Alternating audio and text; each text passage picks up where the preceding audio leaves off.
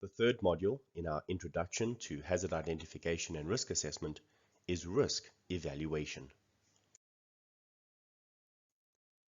The aim of risk evaluation is to measure the magnitude of one risk related to another.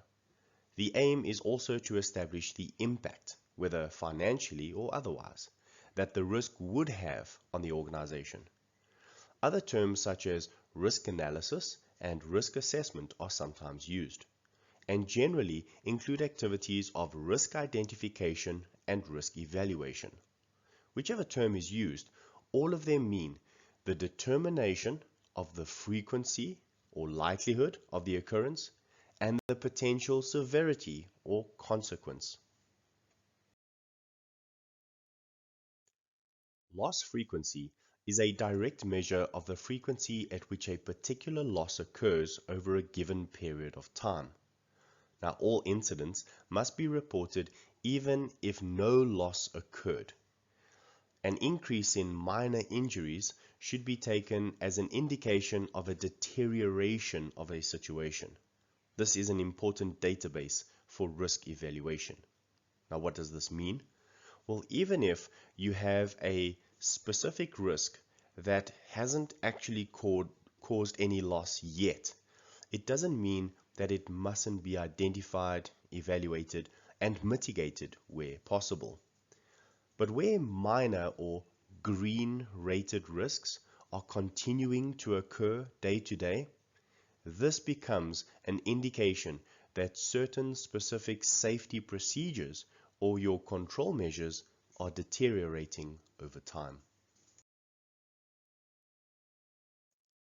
So why is it important to always identify those near misses or incidents and accidents that occur with no visible injury or loss?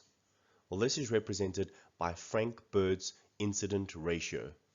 He states that after 600 incidents with no visible injury and loss, there is a potential for 30 property damages, which will lead to 10 non-disabling injuries or incidents, which will give rise to and effect a potential disabling injury.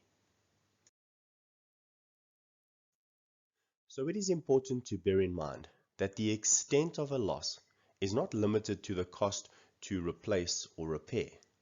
The immediate or obvious loss or damage may only be the tip of the iceberg. This is clarified more in the Pareto principle. It is accepted in many organizations to adopt and follow this principle. In simple terms, this rule can be defined as follows.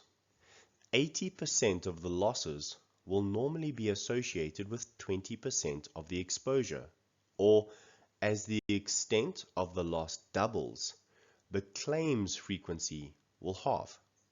Other techniques, such as statistical estimates, asset values, and impact studies, are also available to determine possible loss extent.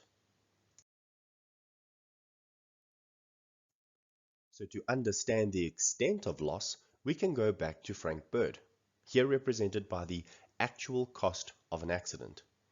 Yes, oftentimes the value of the insured costs, such as medical compensation or property damage that we can visually see, is represented by a specific figure.